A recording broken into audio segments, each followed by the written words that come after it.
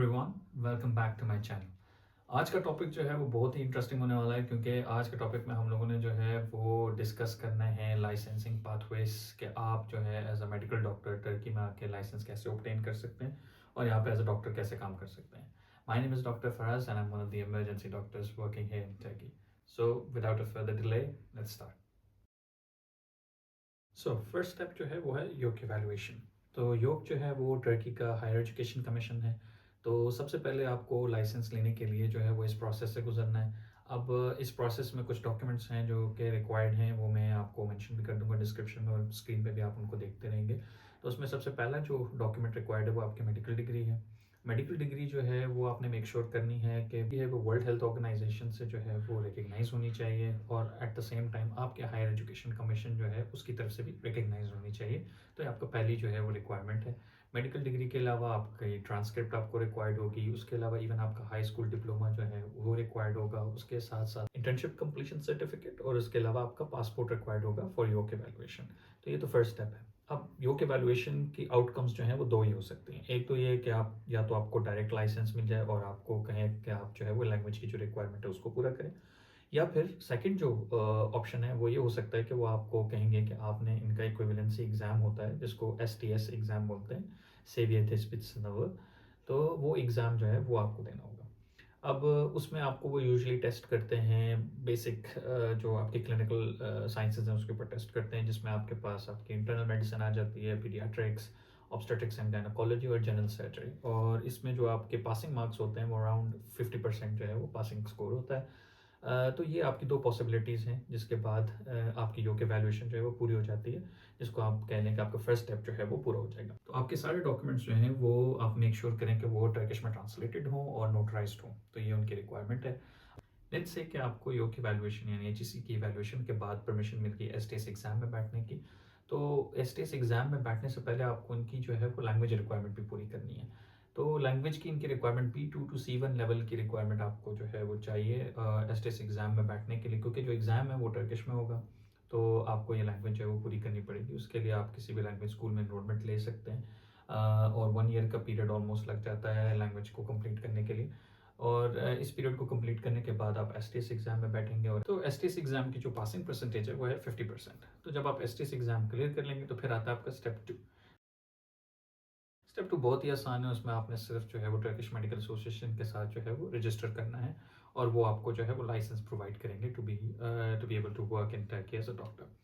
अब हम आते हैं ड्यूरेशन के ऊपर कि इन सारे प्रोसेसेस में आपका कितना टाइम लगेगा, कितना ड्यूरेशन आपको जो है वो इसमें लगानी पड़ेगी।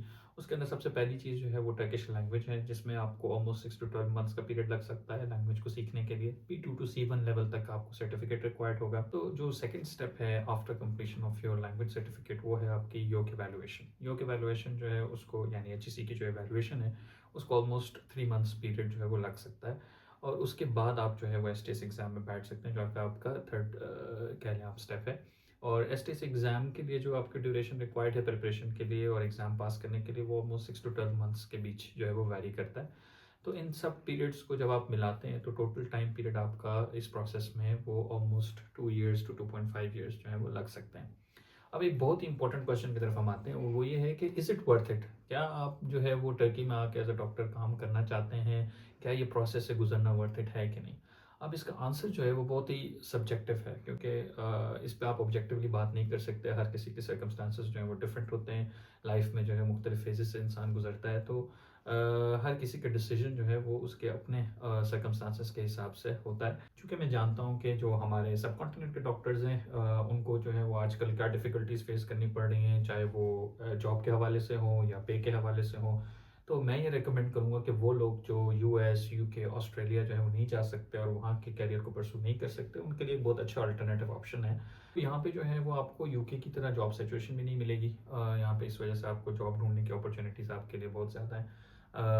इवन दो के जो पीरियड है लाइसेंसिंग लेने के लिए वो 2 to 2.5 years का है। लैंग्वेज बैरियर एक ऑफ कोर्स डेफिनेटली एक जो है वो इंटिमिडेटिंग फैक्टर होता है, लेकिन ये इंडिविजुअल पे डिपेंड करता है टोटली कि वो कितना हार्ड वर्किंग है, कितना स्ट्रगल करता है। तो आपने देखा होगा कि यूरोपियन कंट्रीज़ में भी जो है वो जाके सब कॉन्टिनेंट के डॉक्टर्स वहाँ पे भी लैंग्वेज बैरियर जो है उसको दूर करने के बाद वहाँ पे लाइसेंस जो है वो ऑब्टेन करते हैं और वहाँ पे वैसा डॉक्टर जो है वो काम कर रहे हैं। तो जैसे कि मैंने कहा कि वो डॉक्टर्स जो यूएस, यूके, ऑस्ट्रेलिया के पाथवेज़ को परस्यू नहीं कर सकते, उनके लिए अच्छा अल्टरनेटिव ऑप्शन है।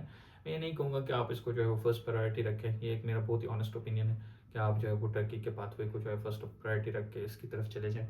हाँ, वो डॉक्टर्स जो ये समझते हैं कि यूके में जो है वो सैचुरेशन बहुत ज़्यादा है, यूके के हवाले से जो है वो जॉब मिलने के इम्कानात कम है और मैं उस पाथवे में नहीं जाना जाना चाहता। आप जानते हैं टर्की जो एक बहुत ही अच्छी टूरिस्टिक डेस्टिनेशन भी है, तो बहुत से लोगों का शौक होता है यहाँ पे आने का, विज़िट करने का। तो यहाँ पे जो है एज़ अ डॉक्टर कैरियर बहुत ही फुलफिलिंग है, आई मस्ट से, क्योंकि मैं यहाँ पे अभी काम कर रहा हूँ एज़ एन इमरजेंसी फिजिशियन और ये मैं अपने एक्सपीरियंस से बता सकता हूँ।